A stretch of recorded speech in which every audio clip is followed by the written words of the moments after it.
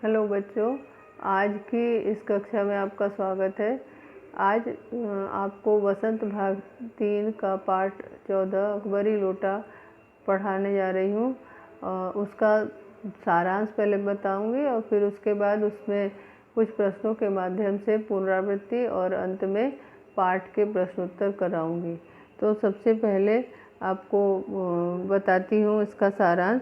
लाला झाऊ इस पाठ में लाला झाऊलाल की पत्नी अचानक लाला जी से 250 रुपये की मांग करते हैं, जो कि कभी उन्होंने एक साथ देखे नहीं थे। पाठ में जैसा कहा गया है कि एक साथ उन्होंने 250 रुपये उन्हें आँख सेकने के लिए भी नहीं मिले थे। अब इस समस्या को इस समस्या को सुलझाने के लिए एक लोटे को उन्होंने माध्यम बनाया है। लेखक ने एक लोटे को माध्यम बनाया है और इसके माध्यम से उन्होंने इस लोटे को ऐतिहासिक लोटा बताकर इस समस्या का समाधान किया है। इस समस्या के निदान के लिए पंडित बिलवासी लाल एक कहानी गढ़ते हैं और इस लोटे को वे एक ऐतिहासिक लोटा बताकर अंग्रेज़ को बेच देते हैं। अंग्रेज़ चूँकि पुरानी चीज़ों को इकट्ठा करने का शौकीन था, अतः इसे अच्छा दाम दे करके खरीद लेता है।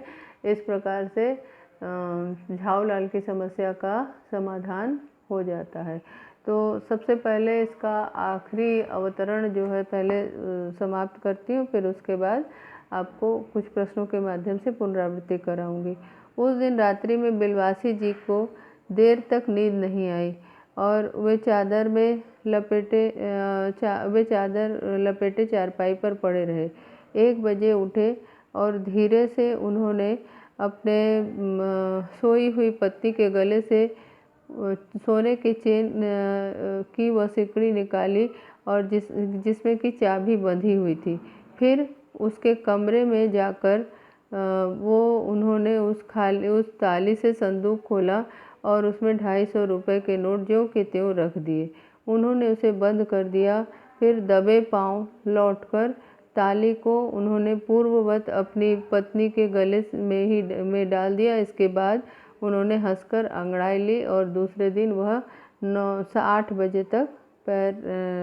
बजे तक सोते रहे। तो लेखक यहाँ कह रहे हैं कि उस दिन रात में जब बिलवासी जी ने झाऊलाल की समस्या का समाधान कर दिया और 250 रुपये उनके 250 के बदले में उन्हें 500 रुपये दे दिए, तो अपने जो रुपये वे ले गए थे वो वापस ले आए और ले आकर के वे पत्नी के संदूक में वापस उन्हें रखना था, इसलिए उन्हें देर रात तक नींद नहीं आ रही थी। पत्नी के सो जाने के बाद उन्होंने पत्नी के गले से चेन निकाली जिसमें ताली लगी हुई थी। फिर जाकर संदूक को खोला और उसके पश्चात वे उस संदूक में वापस उन 250 रुपये को रखकर दबे पांव यानी कि चुपके से आए और आकर के फिर चैन की नींद सोए।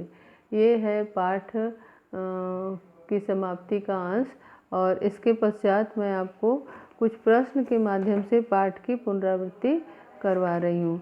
सबसे पहला प्रश्न है कि लाला झाऊलाल का मकान कहाँ था।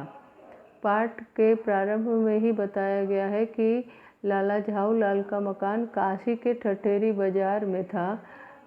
ठठेरी बाजार नामक स्थान पे लाला झाऊलाल का मकान था। पत्नी ने झाऊलाल से कितने रुपए मांगे। पत्नी ने झाऊलाल से 250 रुपये मांगे, 250 रुपये मांगे। पत्नी ने झाऊलाल से 250 रुपये मांगे। लाला झाऊलाल के मकान के नीचे क्या थी। लाला झाऊलाल के मकान में नीचे दुकानें थी और उन दुकानों से उन्हें 100 रुपये मासिक मिलता था किराया के रूप में और उसी से वे अच्छे से खाते पहनते थे। यह सनसनाया शब्द है। सनसनाया शब्द यहाँ पे दिया हुआ है। इस सनसनाया शब्द का अर्थ क्या है। सनसनाया का अर्थ होगा घबरा जाना। सनसनाया शब्द का अर्थ है घबरा जाना। अगला प्रश्न है लाला झाऊलाल लोटे में क्या पी रहे थे। लाला झाऊलाल लोटे में पानी पी रहे थे।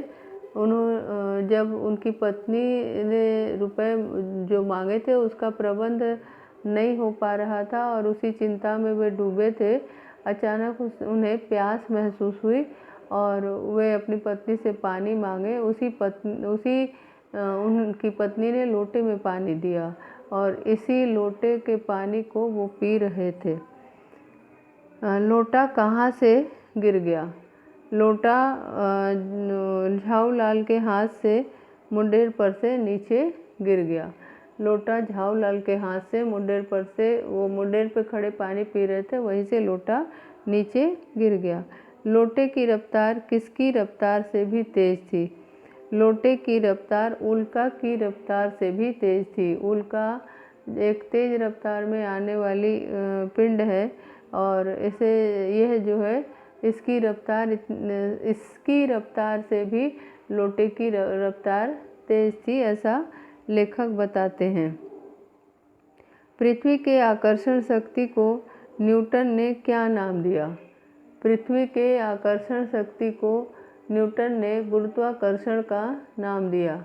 पृथ्वी के आकर्षण शक्ति को न्यूटन ने गुरुत्वाकर्षण शक्ति का नाम दिया। अगला प्रश्न है, गली में जोर का हल्ला क्यों हो रहा था? गली में जोर का हल्ला क्यों हो रहा था? गली में जोर का हल्ला इसलिए हो रहा था क्योंकि लोटा एक अंग्रेज़ के ऊपर गिरा और जिससे अंग्रेज़ को चोट आ गई थी, इसीलिए गली में जोर का हल्ला हो रहा था। भीड़ का प्रधान पात्र कौन था? भीड़ जो लाला झाऊलाल के घर घुस आई थी, उनके आंगन में घुस आई थी, उस भीड़ का प्रधान पात्र कौन था? उस भीड़ का प्रधान पात्र एक अंग्रेज़ था। लोटा किसके पास था? लेखक ने बताया कि जब लोटा ऊपर से गिरा और अंग्रेज़ उससे चोटिल हो गया तो उस लोटे को ले करके वह अंग्रेज़ झाऊलाल के घर में घुसा। उसे बुरा भला कहते हुए उसके घर में घुसा, तो लोटा अंग्रेज़ के पास था। लोटे के लिए प्रयुक्त विशेषण कौन सा था? लोटे के लिए प्रयुक्त विशेषण था अपराधी।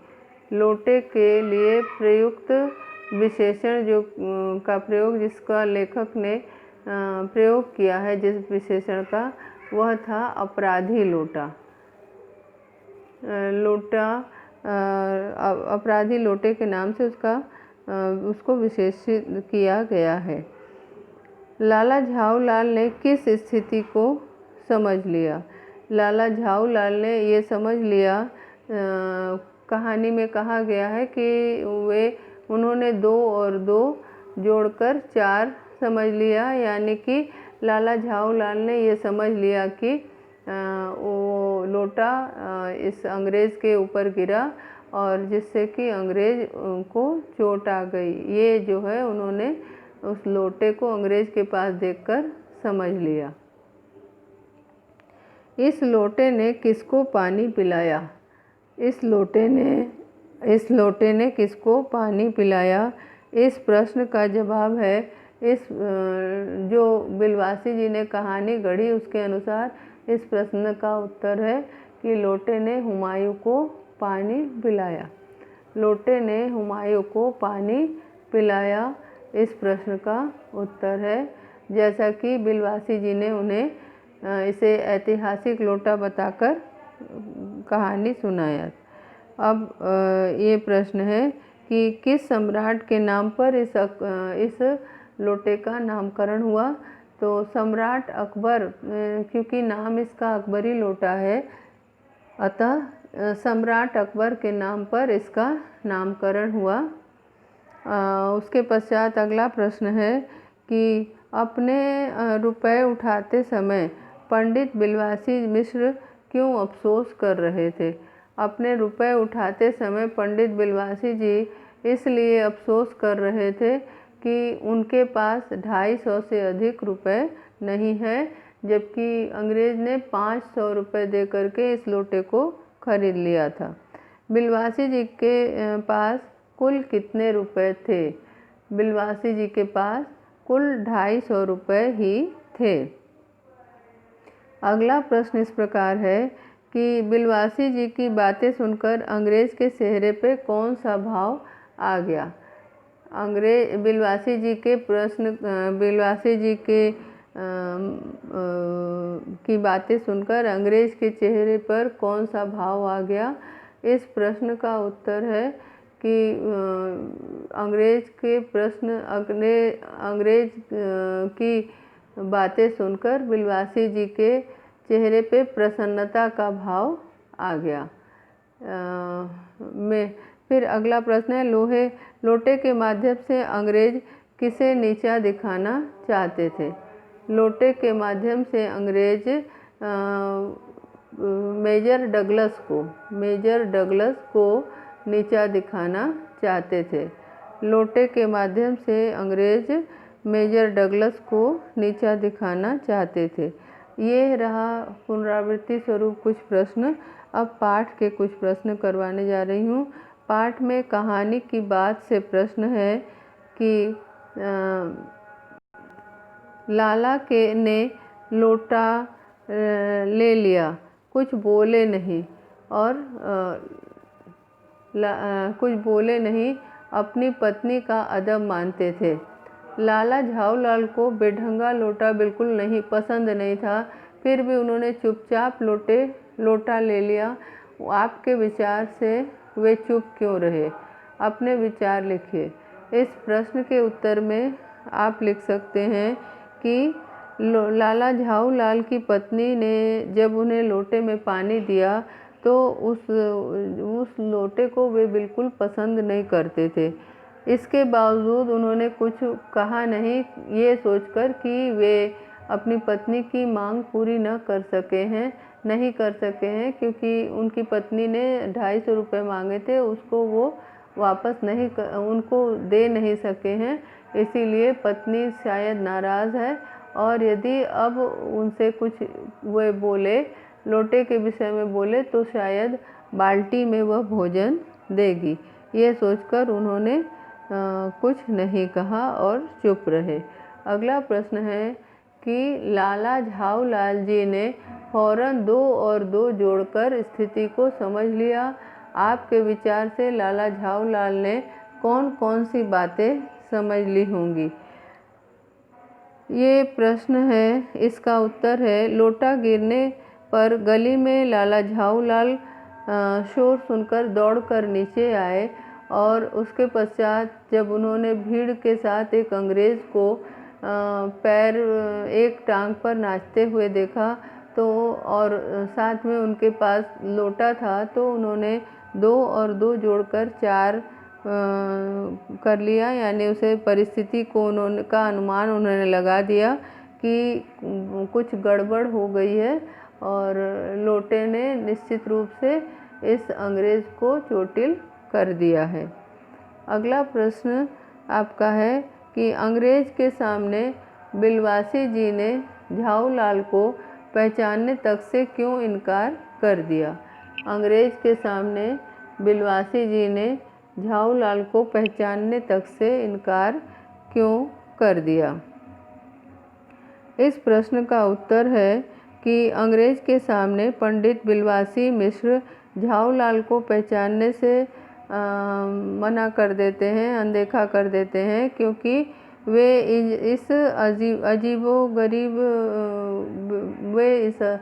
क्योंकि वे नहीं चाहते हैं कि जो मामला गड़बड़ हो गया है वह और गड़बड़ हो जाए और वे अंग्रेज़ के गुस्से को शांत करना चाहते थे। इसीलिए वे इस तरह का अजीबोगरीब व्यवहार कर रहे थे और लाला झाऊलाल को पहचानने से इनकार कर रहे थे। बिलवासी जी ने रुपयों का प्रबंध कहाँ से किया? लिखिए। प्रश्न 4 है, बिलवासी जी ने रुपयों का प्रबंध कहाँ से किया?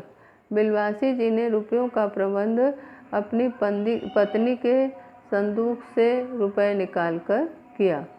पत्नी के संदूक से पत्नी के गले से उन्होंने चाबी निकाली। गले से जो चेन उन्होंने पहन रखा था उसमें से उन्होंने चुपके से चाबी निकाली और उस चाबी से पत्नी के संदूक को खोलकर उसमें से 250 रुपये निकाले और इस प्रकार उन्होंने इन्होंने झाऊलाल के पैसों का प्रबंध किया। आपके विचार से अंग्रेज ने यह पुराना लोटा क्यों खरीद लिया? आप आपस में चर्चा करके वास्तविक कारण की खोज कीजिए और लिखिए। हमारे विचार से अंग्रेज ने यह पुराना लोटा इसलिए खरीद लिया क्योंकि उसे ऐतिहासिक वस्तुओं को खरीदने का शौक़ था। वह अक्सर ऐतिहासिक वस्तुओं को, पुरानी और ऐतिहासिक वस्तुओं को खरीदा करता था और लोटा जब ऊपर से गिरा उस समय वह पीतल की दुकान में पुरानी मूर्तियां खरीद रहा था। वास्तव में वह लोटा अकबरी था या नहीं, परंतु बिलवासी जी के कहने पर वह आकर्षित हो गया और उसके मन में लोटे के प्रति खरीदने की लालसा जगी और उसने स्वयं को श्रेष्ठ साबित करने के लिए लोटे को खरीद लिया। इस अनुमान और कल्पना का प्रश्न है। इस भेद को मेरे सिवाय मेरा ईश्वर ही जानता है। आप उसी से पूछ लीजिए, मैं नहीं बताऊंगा। बिलवासी जी ने यह बात किससे और क्यों कही, लिखिए।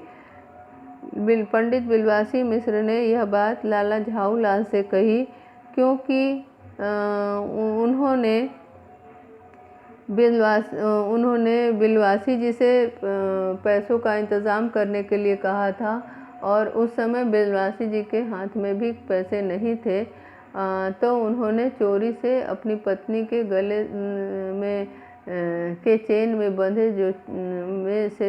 में बंधी चाबी को निकाला और उनके जो संदूक है, उनका जो संदूक था उसी में से पैसे निकाले थे। इसीलिए वे इस बात को केवल वे ही जानते थे। इसीलिए उन्होंने ऐसा कहा कि मैं और मेरा ईश्वर जानता है कि मैंने पैसों का प्रबंध कहाँ से किया, अतः आप उनसे ही, ईश्वर से ही पूछ लीजिए। अगला प्रश्न है, उस दिन रात्रि में बिलवासी जी को देर तक नींद नहीं आई। समस्या झाऊलाल की थी और नींद बिलवासी जी की उड़ी, तो क्यों, लिखिए। वास्तव में समस्या झाऊलाल की थी, परंतु नींद बिलवासी जी की इसलिए उड़ी थी क्योंकि वे पत्नी के सोने का इंतज़ार कर रहे थे ताकि वह सोई हुई पत्नी के गले से चेन निकालें और चेन में जो चाबी बंधी है उसको वो निकाल करके संदूक खोल सकें और संदूक में वे उन रुपयों को डाल सके जो कि उन्होंने चोरी से निकाला था। इसी कारण वे बहुत देर तक उन्हें नींद नहीं आई और पत्नी के सोने के पश्चात वे उस संदूक की चाबी उनके गले से जो उनके गले की चेन में जो बंधी थी उसे निकाला और उसे उन्होंने संदूक खोला और उसमें उन्होंने रुपए ठीक उसी प्रकार डाल दिए जैसे कि उन्होंने पहले निकालते वक्त देखा था। अगला प्रश्न तीसरा है, लेकिन मुझे इसी ज़िंदगी में चाहिए, अजय इसी सप्ताह में ले लेना।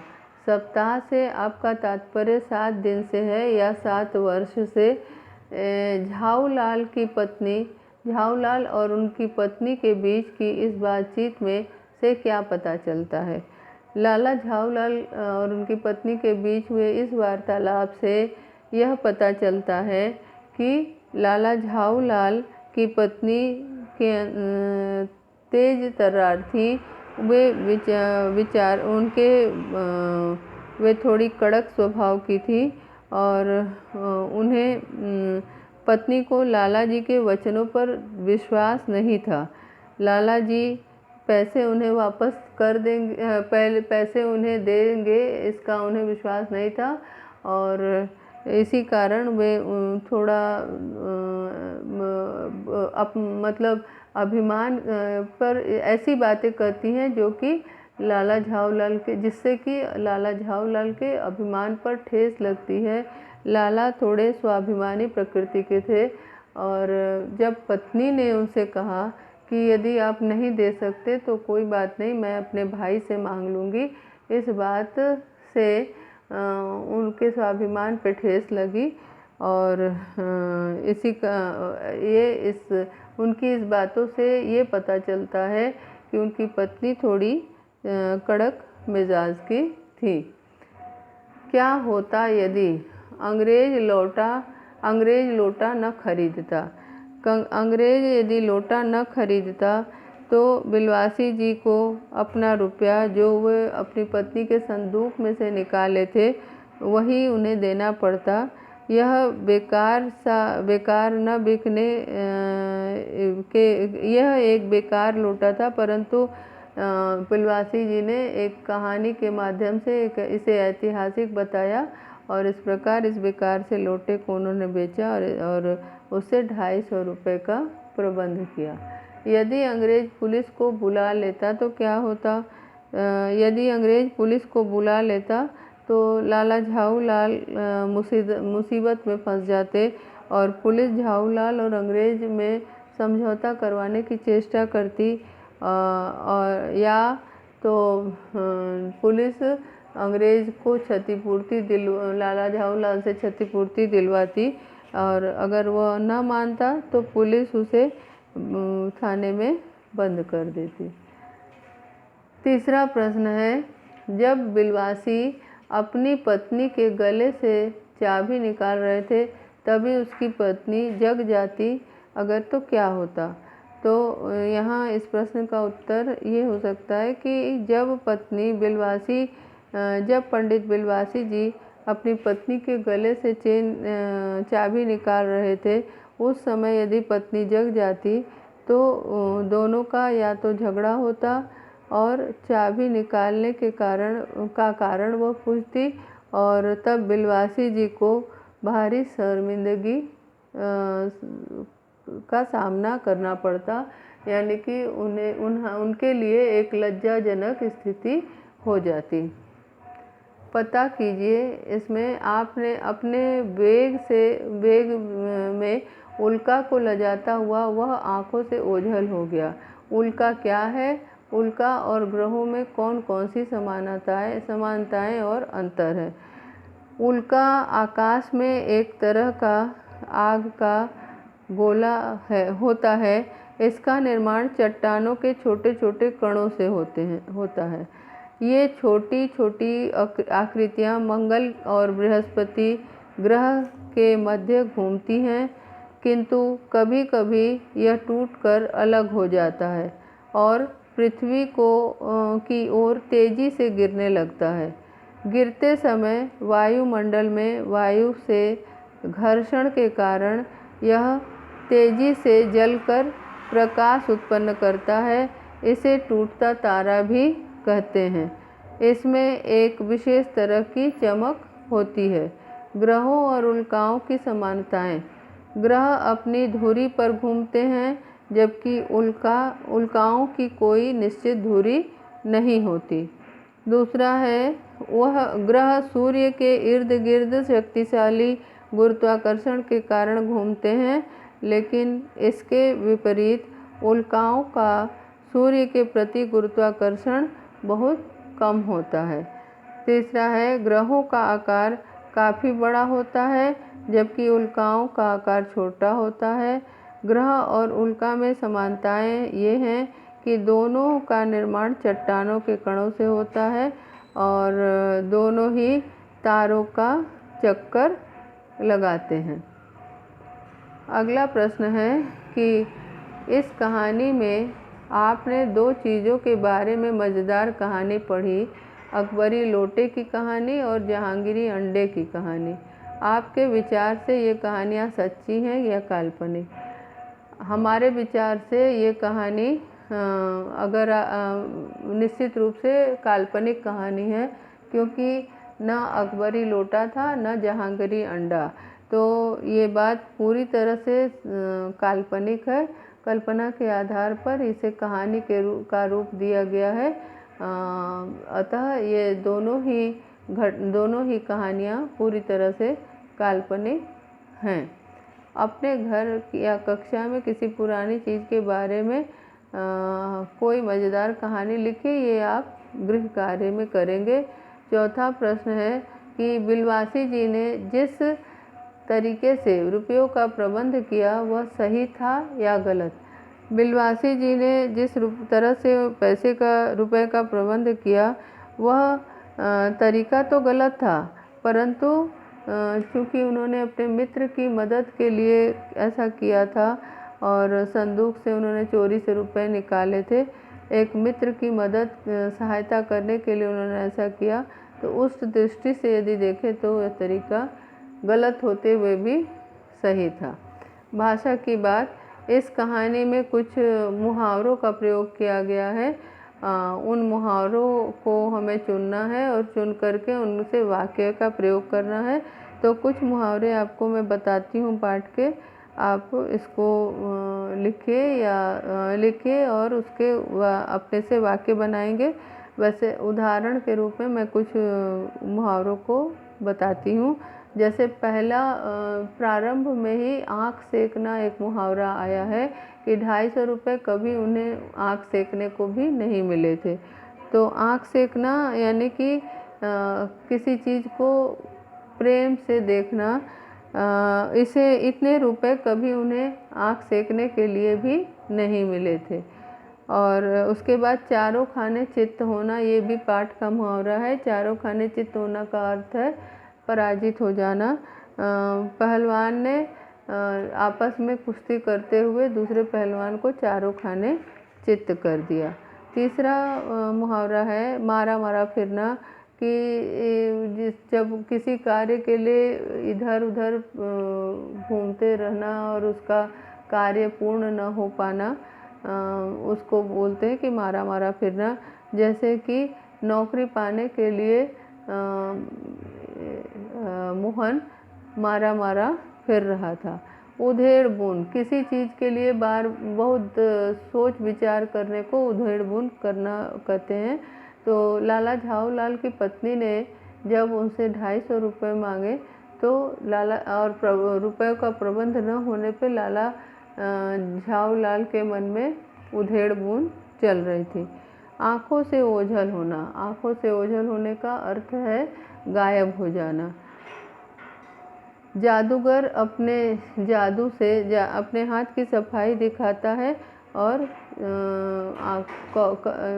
उसके हाथ की सफाई के कारण कबूतर आँखों से ओझल हो जाता है। इसके अतिरिक्त कुछ प्रश्न हैं जिन प्रश्नों को मैं बताती हूँ, पाठ से ही संबंधित है कुछ प्रश्न जिनको मैं बताती हूँ कि लोटे का नामकरण क्या हुआ। लोटे का नामकरण अकबरी लोटा हुआ। पंडित बिलवासी जी ने लोटे की क्या विशेषता बताई। कहा कि यह एक ऐतिहासिक, पंडित बिलवासी जी ने बताया कि यह एक ऐतिहासिक लोटा है और यदि संग्रहालय वालों को पता चले तो वे इसकी अच्छी कीमत देकर इसे खरीद लेंगे। पंडित बिलवासी जी क्यों आए थे। पंडित बिलवासी जी लाला झाऊलाल को पैसे देने आए थे जिसको देने के लिए उन्हें वादा किया था। लाला झाऊलाल के हाथ से जब लोटा गिरा तब वह कौन सी मंजिल पर खड़े थे। लाला झाऊलाल के हाथ से जब लोटा गिरा तो वे 3 मंजिले पर खड़े थे।